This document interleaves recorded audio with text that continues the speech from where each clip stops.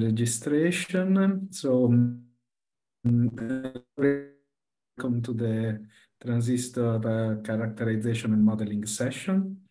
The whole session will last a couple of hours. We have 3 talks.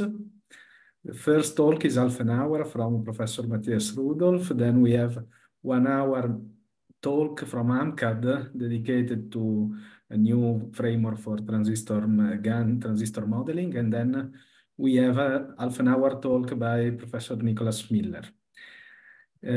I think that everything is in place for starting. So I will introduce the first speaker while he can start sharing his screen in the meanwhile. So the first speaker is Professor Matthias Rudolph.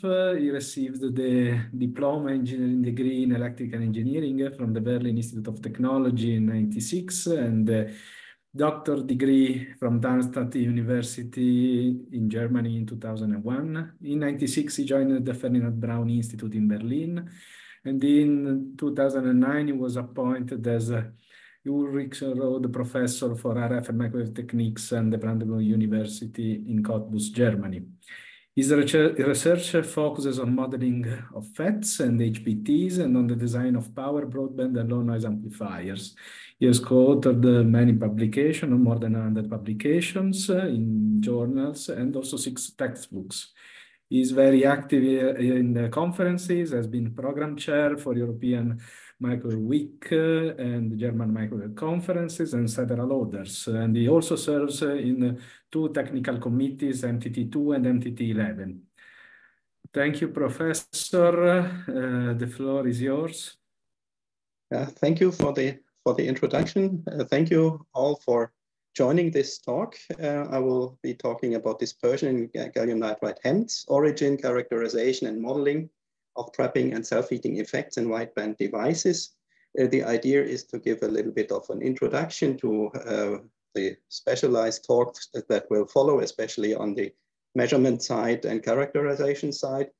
As my name is Matthias, main results that I will present today are based on the works of Petros Beleniotis, my PhD student, who is on vacation and in the audience. I just saw you, Petros. Thank you for the very good results, so that I can present something today, and Christos Servos, who is a postdoc in my group. So I will start with an introduction to talk a little bit about what is dispersion, what do we mean when we use this word, and how can it be included into our compact models. Then we go forward towards trapping effects, identification of the traps, buffer and surface traps, how they impact the DC behavior, and then we move on to large signal issues and how the RF performance is impacted. So first of all, what is dispersion? How does it affect our lives? So basically, we are already very well accustomed to the fact that the transistor depends differently depending on the frequencies we are looking at. For example, DC performance of the device is different from RF behavior, and this is due to charge, storage, capacitances, transit time, and so on. So if you want to determine your model, you need the small signal RF, for example, you need DC parameters, and you determine your large signal from the small signal, and maybe you incorporate also large signal measurement into the model generation. But basically, we assume that all these parameters, all these measurements converge into one set of parameters describing our transistor. So DC always is the bias point, no matter how it got there, whether we applied it or whether there is a self-biasing effect. But once DC is there, it's established and everything is clear.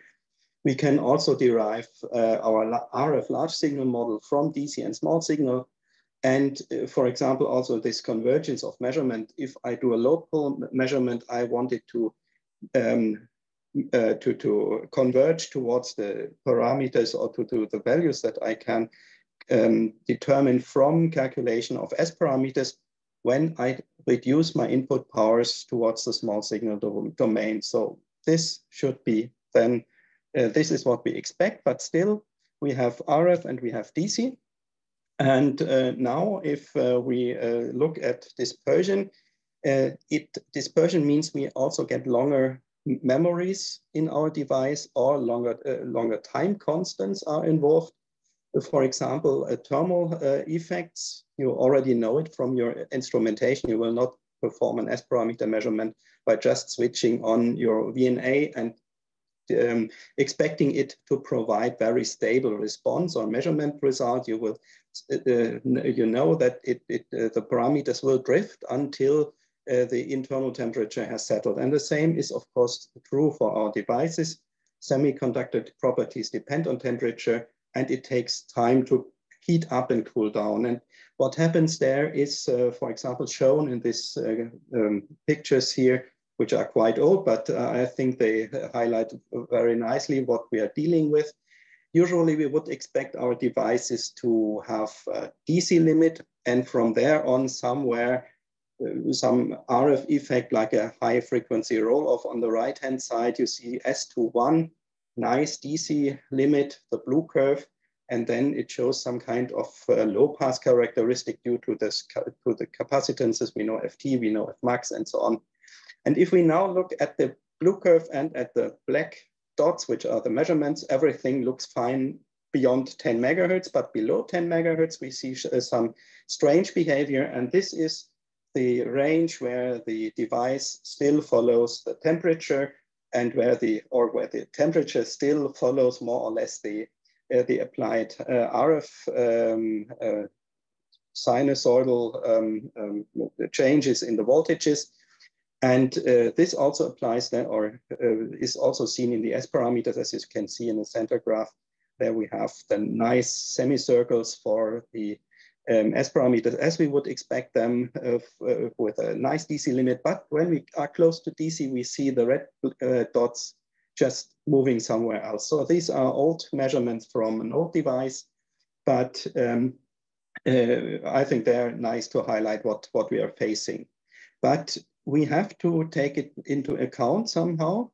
And the next point is this dispersion that is much more difficult to tackle in HEMT devices, in gallium nitride especially, which is also called dispersion, memory effects, and so on, which is due to deep traps, which are, for example, charged by high voltages, impact HEMT response, and take a significant time for the discharge of those traps, so that the device performance is moving. And in the end, characterization and modeling becomes a little bit more difficult. So we also have to apply additional characterization steps. And I think the next speakers will introduce to a broad range of characterization methods for this problem, because in general, our measurement types do not no more converge by automatically. For example, GM from S parameters is no longer the GM that we determine from DC transconductance curves, for example.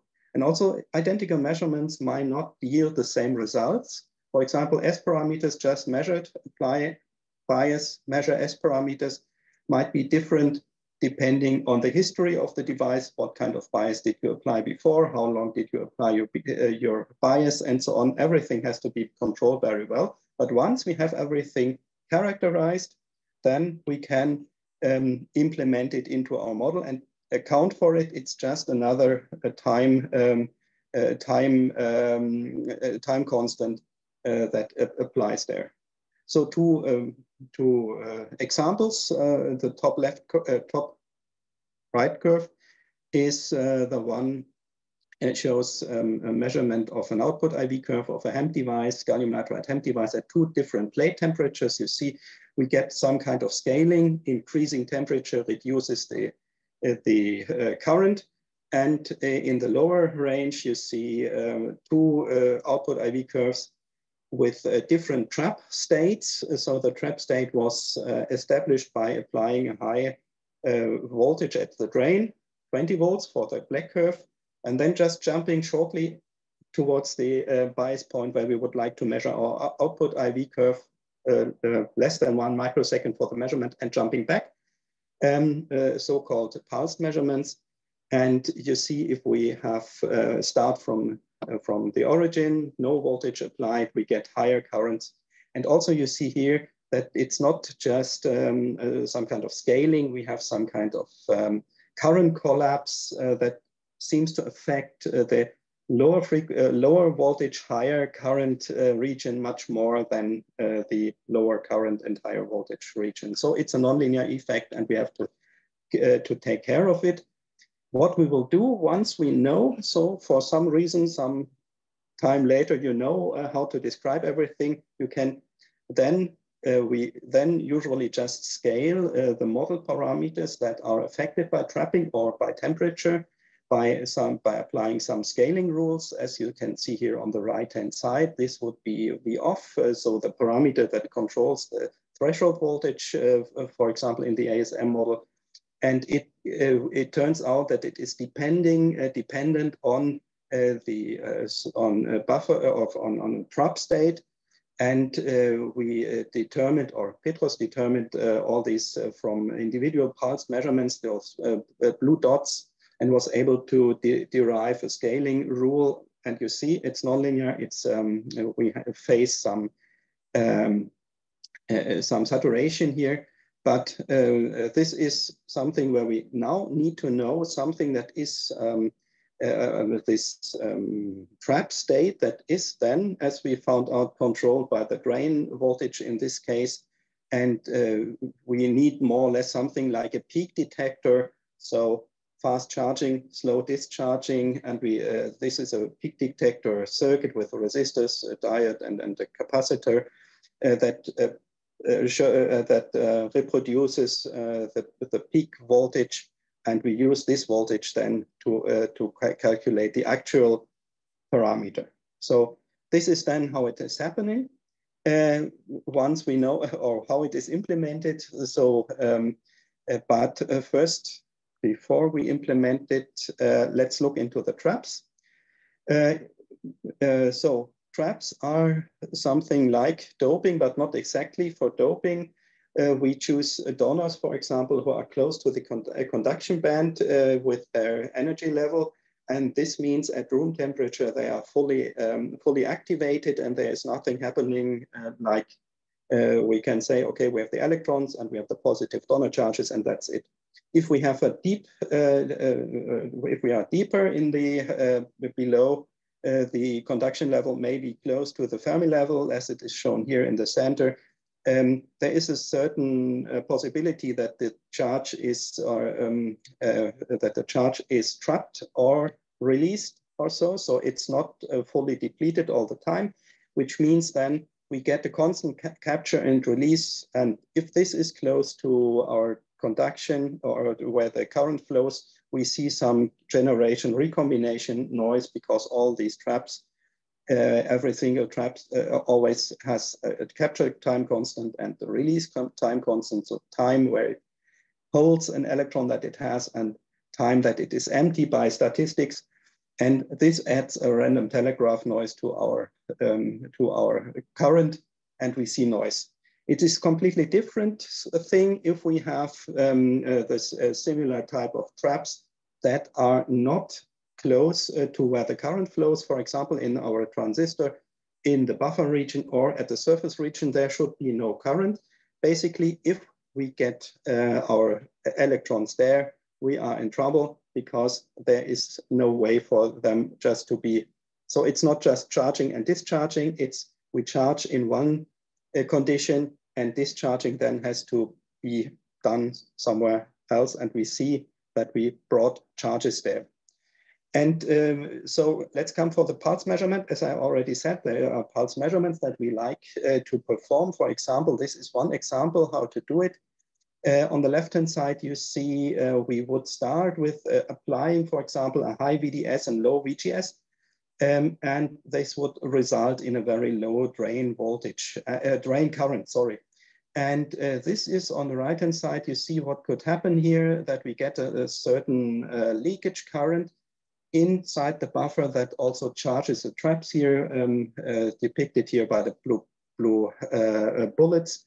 And when we then apply a step function and lower reduce this drain source field, but increase the conduction of the channel by increasing the gate, then we get more or less this gate current here. And we would expect like a step in our response like this dotted line here in the drain voltage, drain current. But what we see is that this step is just partially, so, and this delta IDS is missing.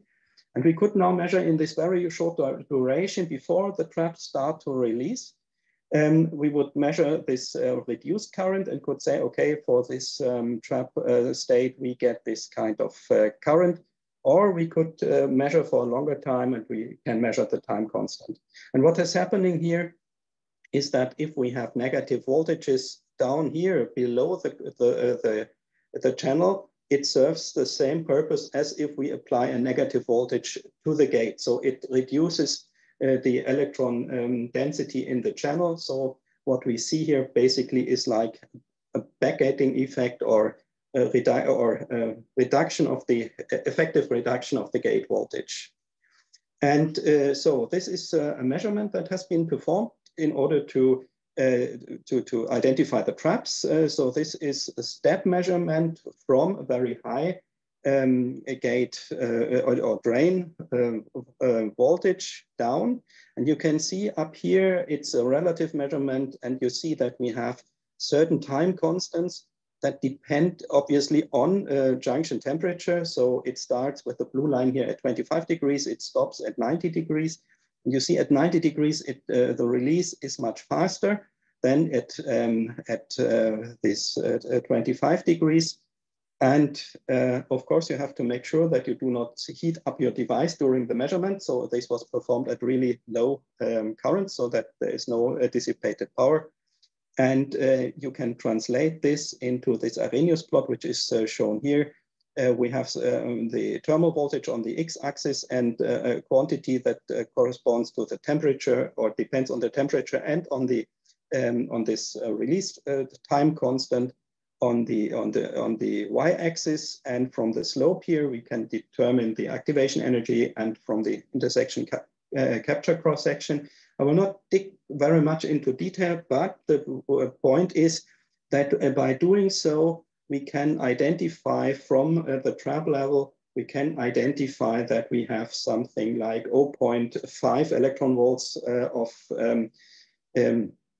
energy level, and this corresponds to what we would expect from iron doping. And iron doping is actually present in the buffer. That's intentional to improve the confinement of the electrons in the 2-deck. So either we have these traps, or we have bad confinement in of the electrons in the buffer. So this is a trade-off. But this also means traps will stay there as long as we have this type of gallium nitride HEMT. So, and yes, and this was a measurement also performed at different, for different parameters, settings during the measurement. And it's definitely one type of trap here, as you see from the number of measurements. So, now we can perform a completely different set of measurement, same measurement, but different set of bias points. If you look at this measurement, or the initial quiescent point is minus 18 volts at the gate and 0 volts at source and drain, which means now the gate will supply the electrons. And if we do two measurements, one is we allow just 1 microsecond for the pulse charge, and we look how it responds. Then what we do is we first supply the traps that are close to the gate, and this yields this blue curve here, which corresponds to an activation energy of 0.34 electron volts. While when we wait a long time and we supply a lot of electrons just by applying these minus 18 volts for quite a long time, we again see buffer traps. So we have two trap levels here, and since the one that is charged first differs from this 0.5 electron volts, we can say those are certainly some kind of surface traps. So we have from the physics 2 trap levels identified. And if we look into the measured transconductance curve, we can see what the impact is on the DC performance. We have, for one, down here, the shift in threshold voltage. This is explained by the buffer traps. So if you just assume that you have a negative voltages below your channel, then you need less negative voltage externally applied at the gate in order to pinch off your device. This is therefore you get positive shift of the threshold voltage with increasing trapping. You also see that it saturates somewhere, so there are not infinite. It's not an infinite number of traps available. And on the other hand, we see that these curves are not just shifted, but they are also facing some kind of current collapse. And this is due to surface traps, because what we see here is an increased resistance between gate and drain. So this is the access region. It's not under the gate.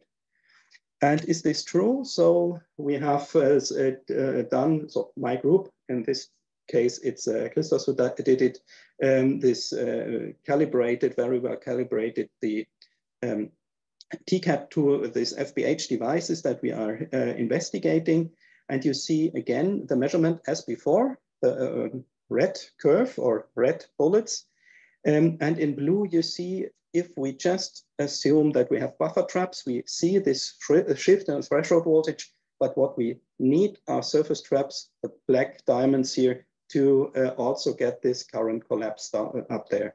So from measurement and experiment and TCAT, we can conclude we need one model inside the device, or for the core device, shifting the threshold voltage, and one for the periphery, yes, changing the gate drain access resistance. And this is that it is really the access resistance can be seen here. This is again the same or similar TCAT simulation here. You see the source, gate, and drain regions. And what you can see here is this is the condition that we have minus 2 volts at the gate, so not so much current, and also minus 10, 20, or 30 volts at the drain. If we have no surface traps, we get the dashed curve. So we have a completely depleted, or we have a depleted channel under the gate. But here, with the trapping on, we also see that the access region is also very much depleted. And now we change to 3 volts and plus 1 volt at the gate. And what we see, this is a dynamic measurement, the simulation. So this reflects a pulse measurement. And we see that right after this condition that we had before, due to the trapping at the surface, still we see a highly reduced electron density in the channel of the access region, which means higher drain access resistance. So this is an effect that we also see when we consider switching in those devices, and this is this dynamic RON, more or less. So let's see on the verification and TCAT and large signal. So our idea in this work was to use TCAT on one side because it can predict performance, but it's computationally extremely demanding. So you cannot simply simulate RF power, large signal stuff. But what works is DC, it's small signal and transient step responses. So we can reproduce pulse DC measurements. And the compact model, on the other hand, can predict RF, nonlinear, and so on, as you know, but we rely on parameter extraction. And at this time, we extract from TCAT. And the idea for us was to have to extend the capabilities of TCAT into the nonlinear domain. But here we will look into the trap, what the traps do to us. This year, these curves here show the TCAT simulations that were calibrated to the FBH devices. And what you can see above the S parameters match very nicely, so this works. But also if you look at the DC, maybe that's a little bit more interesting in this case. What we see here is, again, blue dots are, or blue squares are the measurement, so pulse measurement. You see this current collapse very strongly from 10 to 30 volts at the drain. And what you also see is that the three curves really match very well. So even if we neglect the surface trap, which would be the orange curve, it matches really nicely if you just ignore the upper curve. And so the lower curves really are nice. And once our gate voltage goes into the positive range, we see a big impact of the surface trap. So if you just measure up to maybe minus 0.5 volts at the gate, everything might be okay with buffer traps, and you will not see that you have surface traps. So this is one of the outcomes of this part. So our ISM model, yes, Petro, augmented by Petros, really nicely represents those TCAT simulations. So this here you see that everything matches. If he switches off the model for the surface traps, we get the results of the TCAT for surface traps. If we switch it on, we get the full, the correct performance for everything. So this is really nice. And in the end, last slide, almost is a verification in the large signal domain. So as you see on the left side, those load pole contours match very nicely on the left-hand side with all the traps on. And when we just consider buffer traps in the center graph, you see that it's shifted a little bit, so not very nicely matched. And what we see here, if we look, for example, for the gain, for one of those, so the output gain as a function of input power, there's always this slump so that the gain goes a little bit down when you increase your input power. This is, as we can see, very well represented. Also, if we just have buffer traps and overestimated without the trapping model, of course, but for the behavior where we have the finally go into compression in the output power and also in gain, of course, this is only represented nicely with surface traps. And the reason, again, is that then we are in the range where we have also positive gate voltages, and then surface traps become prominent. So to summarize the talk, so we talked in gallium nitride HEMTs, origin, surface and buffer traps. We have also thermal effects. I did not say much about them because of the lack of time. We need, for the characterization, usually pulse measurements. Modeling is through subcircuits and parameter scaling. And what you should now also consider is that they are partly intentional. So the buffer doping will not go away. So this is a feature, not a bug. And also the traps depend very much on voltages, currents, and have a number of time constants. Everything is nonlinear. And yes, it's a good topic for a PhD to look into them, but it's manageable. So thank you for the attention. Yes, and I'm ready to answer your questions. Yes, thanks for the very interesting presentation.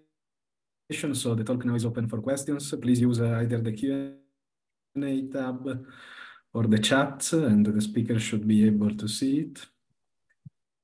Don't be afraid yes, of don't be shy. anything. So let's see. Any curiosity? Okay, so why do we not use Angelov model? So I like Ilcho very much. He's a good friend. The point of using ASM is that ASM is a physics-based model. And basically what we could do now, of course, is also to use the model that we now have for the traps and move it to the Angelov model that works. And But at the moment, the idea was to be as closely as TCAT as possible, and this is a little bit easier with ASM HEMT. So the idea is really to go into statistics, into technological variations, process statistics, and so on. And this is easier with a physics-based model. Okay, so TCAT tool is Centaurus.